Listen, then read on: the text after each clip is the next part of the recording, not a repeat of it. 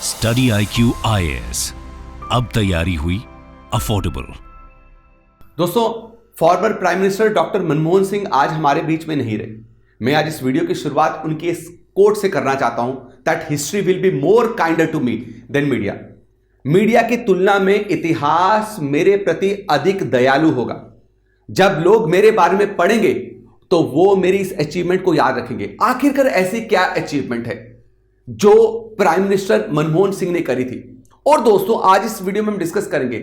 हमने उनको as a finance minister सुना है कि उन्होंने कैसे इकोनॉमिक क्राइसिस से भारत को बाहर निकाला, लेकिन 2008 में जब वो प्राइम मिनिस्टर थे भारत के, उन्होंने एक ऐसी डील करी जिस डील ने भारत के न्यूक्लियर स्ट्रेंथ को और मजबूती दी, भारत को परमाणु ताकत में और ठोस बनाया।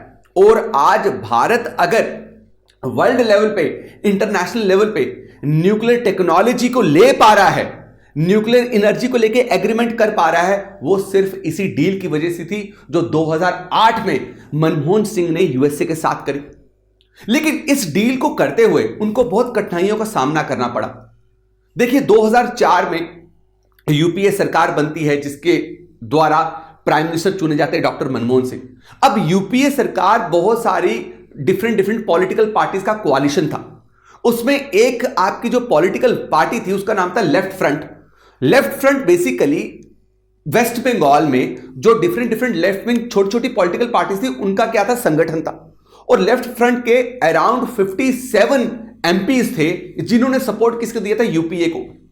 अब जब 2008 में मनमोहन सिंह ने यह डिसाइड किया कि मैं क्या करूंगा, मुझे यूएसए के साथ यह न्यूक्लियर डील करनी है, तो इस लेफ्ट फ्रंट और भी आपके ऑपोजिशन तो रहने दीजिए, जो लेफ्ट फ्रंट जिन्होंने इनके कोalition में इनको सपोर्ट किया था, उन्होंने मेरे दोस्तों इनको बोला कि अगर आप ये यूएसए के साथ डील करते हैं तो हम सारे एमपीज का जो सपोर्ट आपको दिया हम वापस ले लेंगे।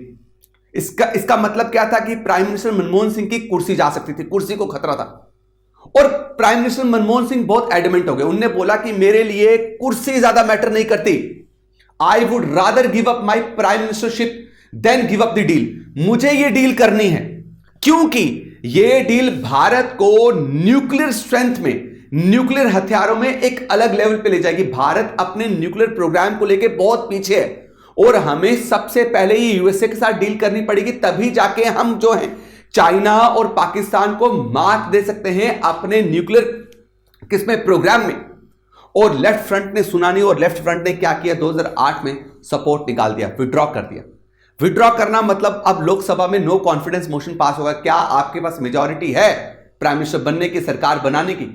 लेकिन prime minister doctor Manmohan Singh ने इसकी फिक्र नहीं करी और उन्होंने 2008 में यूएसए के साथ ये डील कर दी। और इस डील से मेरे दोस्तों भारत को इतनी बड़ी ये सबसे one of the major victory मानी जाती है आज तक की, जो भी आपके न्यूक्लियर रिलेटेड स्टेप्स लिए हैं भारत ने। ये सबसे बड़ा योगदान था, ये सबसे बड़ा स्टेप था जिसने भारत को न्यूक्लियर स्ट्रेंथ बहुत बड़े लेवल पे प्रोवाइड करी। लेकिन कारण क्या था, यूएसए के साथ ही ये डील करनी क्यों थी? देखो, इसमें बहुत बड़ा रीजन है। रीजन ये है कि 1974 में हमने सबसे पहली बार न्यूक्लियर टेस्ट किया। और न्यूक्लियर टेस्ट कहां किया? राजस्थान पोखरान में, उसका नाम था स्माइलिंग बुद्धा। जब हमने ये टेस्ट किया तो उस वक्त जो हमें न्यूक्लियर टेक्नोलॉजी या न्यूक्लियर फ्यूल जो मिलता था वो यूएसए और कनाडा प्रोवाइड करते थे। बट यूएसए और कनाडा ने हमें बोला था कि आपको सिर्फ ये सिविल पर्पस के लिए यूज करना है, मतलब आप इससे कोई हथियार नहीं बना सकते। लेकिन भारत ने उस वक्त तय किया कि देखिए, जैसे पाकिस्तान से बढ़ता हुआ खतरा है, चाइना से बढ़ता हुआ खतरा, 1962 की वॉर हो चुकी थी और हम हार चुके थे, हमें परमाणु देश बनना बहुत जरूरी था, हमें न्यूक्लियर कंट्री बनना बहुत जरूरी था, हमारे पास परमाणु हथियार, न्यूक्लियर वेपन होना बहुत इंपॉर्टेंट था। तो हमने ये टेस्ट किया। जैसे टेस्ट किया, यूएसए को यह बात पता चली और यूएसए और कनाडा ने दोनों ने मिलकर हम पर हैवी सैंक्शंस लगा दी, हम पे बहुत सारी रिस्ट्रिक्शंस लगा दी, क्योंकि यूएसए को यह डर था कि उस वक्त कोल्ड वॉर चल रही थी और भारत जो है वो सोवियत यूनियन के बहुत क्लोज था। यह ना हो कि अगर भारत कल को न्यूक्लियर वेपन कंट्री बन जाती है या न्यूक्लियर इसके पास आर्सेनल आ जाते, हथियार आ जाते, तो यह हमारे लिए बहुत बड़ा खतरा होगा। तो उस वक्त क्या किया गया मेरे दोस्तों, यूएसए और कनाडा ने, खास करके यूएसए ने मिलकर एक ग्रुप बनाया। देखिए 1975 में उसका नाम था न्यूक्लियर सप्लायर ग्रुप। इसको यह जिम्मेदारी दी गई कि आपको यह ध्यान रखना है, यह एंश्योर करना है कि दुनिया भर में कोई भी न्यूक्लियर टेक्नोलॉजी अगर यूज कर रहा है वो सिर्फ और सिर्फ सिविल पर्पसेस के लिए यूज करे, ना कि मिलिट्री यूज, जैसे भारत ने किया। और न्यूक्लियर सप्लायर ग्रुप ने जब भारत के इस प्रोग्राम को देखा, उन्होंने बोला नहीं भाई, भारत ने क्या किया था, न्यूक्लियर हथियार बनाए थे, इसलिए भारत पे और सैंक्शंस लगाइए। भारत को पूरी तरीके से फ्यूल नहीं मिलना चाहिए, और कोई भी नई टेक्नोलॉजी अगर आ रही है, खास करके न्यूक्लियर आपके किसमें सेक्टर में, तो भारत के साथ हम एक्सचेंज नहीं करेंगे, क्योंकि भारत हथियार बना। इस तरीके से हमें आइसोलेट कर दिया गया, इस तरीके से हमें गायब कर दिया गया। उसके बाद हम पे क्या क्या बैन लगे, आप देखें, यूएसए, कनाडा और बहुत सारी कंट्रीज ने यह बोला कि अब से हम कोई भी न्यूक्लियर मटेरियल, कोई भी टेक्नोलॉजी या न्यूक्लियर इक्विपमेंट्स भारत को नहीं देंगे। और इंटरनेशनल लेवल पे कोई भी इवेंट हो रहा है, राइट, जिसमें वो इवेंट किसके रिलेटेड है कि हम जो न्यूक्लियर सेक्टर में लगातार रिसर्च कर रहे हैं, जो उस रिसर्च की वजह से जो हमें नई नई चीजें देखने को मिल रही है, जिससे बहुत बड़े लेवल पे डेवलपमेंट हो सकती है, नई टेक्नोलॉजी जो है देश के जीडीपी को बदल सकती है, देश को बहुत शक्तिशाली बना सकती है, उस इवेंट में भारत को नहीं बुलाया जाएगा। उसमें भारत को नहीं, मतलब कंप्लीटली आइसोलेटेड। आज के टाइम पे जिस तरीके से ईरान को आइसोलेट किया गया, वैसे ही भारत को पूरी तरीके से आइसोलेट कर दिया गया। और भारत की जो न्यूक्लियर एनर्जी प्रोग्राम था वो बहुत स्लो डाउन हो गया, बहुत स्लो डाउन हो गया। लेकिन थैंक्स टू होमी बाबा और आपके एपीजे अब्दुल कलाम, इन्होंने लगातार मेरे दोस्तों एफर्ट्स लगाए, लगातार एफर्ट्स लगा के इन्होंने मेरे दोस्तों एक और टेस्ट किया। याद कीजिए, पोखरान में 1998 में, जब 1998 में वापस टेस्ट किया तो यूएसए को जब, और वो टेस्ट सक्सेसफुल हो गया और भारत ने सीधा डिक्लेयर किया कि भाई हां, मैंने क्या बनाया, न्यूक्लियर वेपन बनाया, और मैं इसको जस्टिफाई कर रहा हूं, मेरे खतरा है भाई। पाकिस्तान जो है न्यूक्लियर हथियार बना के बैठा हुआ है भाई, चाइना के पास न्यूक्लियर वेपन है, दोनों के साथ हमारी बन नहीं रही है, और आप हमें बोल रहे हो कि आप न्यूक्लियर वेपन ना बनाएं। अभी अभी हम 1971 वॉर लड़के आए, तो भारत को तो लगातार खतरा है। तो भारत ने न्यूक्लियर बॉम्ब एक्सप्लोजन किया है। अब यूएसए को जब ये बात पता चली, यूएसए ने वापस क्या किए, और हैवी सैंक्शंस लगाए। इससे लगातार भारत को यह मनाही की गई कि भारत जो है आपका सिविल यूज भी नहीं कर सकता, यानी कल को हमें न्यूक्लियर पावर प्लांट बनाने, ऊर्जा बनाने के लिए हम वो भी नहीं कर सकते। बहुत सारे देश जैसे जापान हो गया, और भी बहुत बड़े बड़े देश जिनसे हम न्यूक्लियर टेक्नोलॉजी ले सकते थे, उन सब ने हम पे रोक लगा दी, और उन सब ने मना कर दिया कि हम किसी भी तरीके का आपके साथ न्यूक्लियर डेवलपमेंट को लेकर डील नहीं कर सकते। यूएसए ने एक और चीज देखी कि भारत ने क्यों नहीं नॉन प्रोलिफरेशन ट्रीटी साइन करी है। न्यूक्लियर नॉन प्रोलिफरेशन ट्रीटी का मतलब था कि आप न्यूक्लियर आर्सनल, न्यूक्लियर हथियार अपने पास नहीं रख सकते, लेकिन भारत ने इसको डिस्क्रिमिनेटरी समझा। भारत ने बोला कि ये आप हमारे साथ भेदभाव कर रहे हो, अगर आप चाहते हो कि हम हथियार ना रखें, या कोई भी देश जो है जिसके पास न्यूक्लियर वेपन नहीं है वो न्यूक्लियर वेपन ना बनाए, तो पहले इस पे भी रोक लगाएं कि ऑलरेडी जिन देशों के पास न्यूक्लियर वेपन है उनको भी खत्म कीजिए। और इसीलिए भारत ने इसको साइन नहीं करा। अब इसकी वजह से हमारे जो भी न्यूक्लियर रिसर्च प्रोग्राम थे उसमें बहुत डील हो रही थी, बहुत हम डिले हो रहे थे।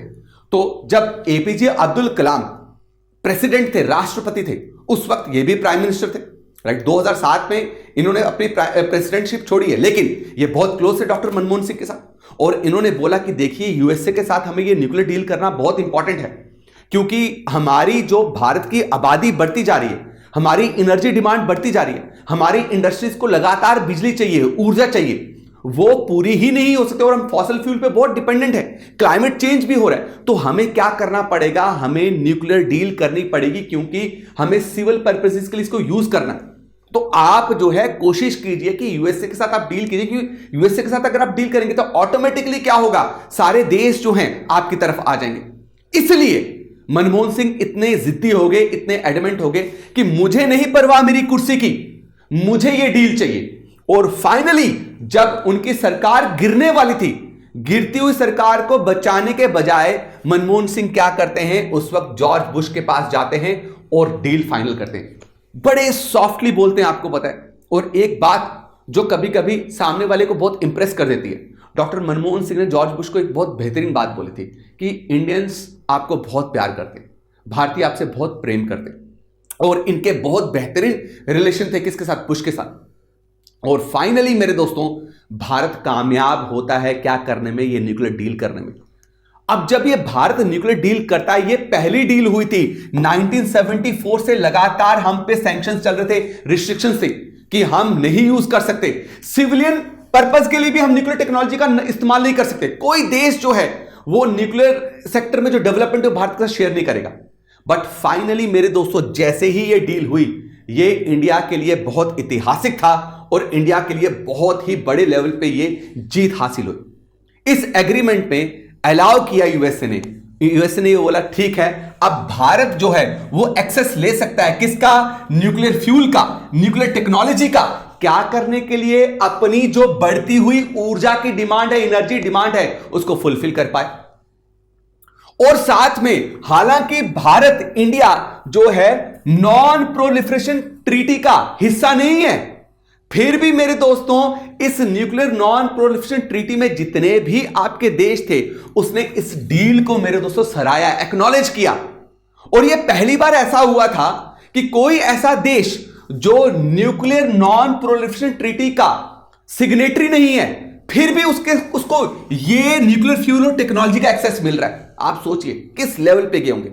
वही न्यूक्लियर सप्लायर ग्रुप जिन्होंने हम पे सैंक्शंस लगाए थे, उन्होंने ही ये बोला कि अब चलिए, आपने एनपीटी साइन नहीं किया, कोई दिक्कत नहीं, लेकिन हम आपके साथ आपको न्यूक्लियर मटेरियल जो है, हमने जो मना किया था, हम आपके साथ शेयर करेंगे।